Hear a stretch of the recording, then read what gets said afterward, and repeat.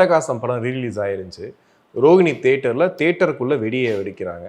காவல்துறை வந்து சொல்லிட்டும் போகுது, இந்த மாதிரிலாம் பண்ணக்கூடாது, தவறு அப்படின்னு சொல்லியுமே உள்ள வெடியை வெடிக்கிறாங்க. பல முறை நீங்களும் பேசியிருக்கீங்க, ரசிகர்கள் ஒரு கட்டத்தில் இப்படி ஆயிடுறாங்க அப்படின்னு சொல்லிட்டு. இன்னமும் அது நடந்துக்கிட்டே இருக்கே சார், என்ன பண்ணுறது? ஏங்க அஜித் சொல்லியே கேட்காதவங்க காவல்துறை சொல்லி அங்கே கேட்க போகிறாங்க.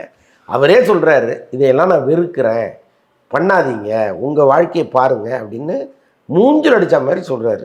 இப்போ என்ன பண்ண முடியும்? தூங்குறவனை எழுப்பி வீடு வீடாக வந்தால் சொல்ல முடியும்? அவர் எவ்வளோ மேக்ஸிமம் சொல்லணுமோ அவ்வளோ சொல்கிறாரு.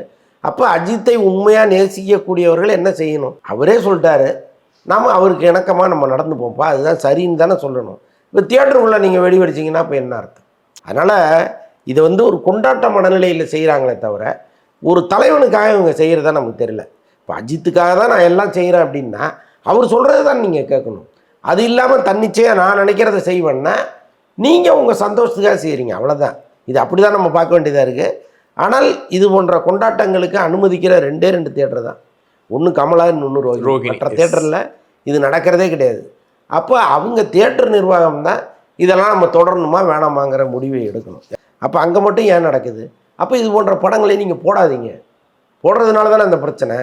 என்ன உங்களுக்கு பெரிய லாஸ் ஆகிட போகுது? இதனால் நாளைக்கே தியேட்டரில் ஒரு பெரிய விபத்து ஏற்பட்டு ஒரு 50 பேர் செத்து போகிறான்னு வைங்க, என்ன ஆகும் நிலைமை? காலம் முழுக்க அந்த கரை அந்த ரோஹிணி தேட்டரில் ஒட்டி கிட்டத்தட்ட அந்த மாதிரி தான் இருந்துச்சு அந்த இடமே. அப்படி அதை தான் சொல்கிறேன் நான். அப்போ அவங்க தான் அதை கவனமாக செய்யணும்.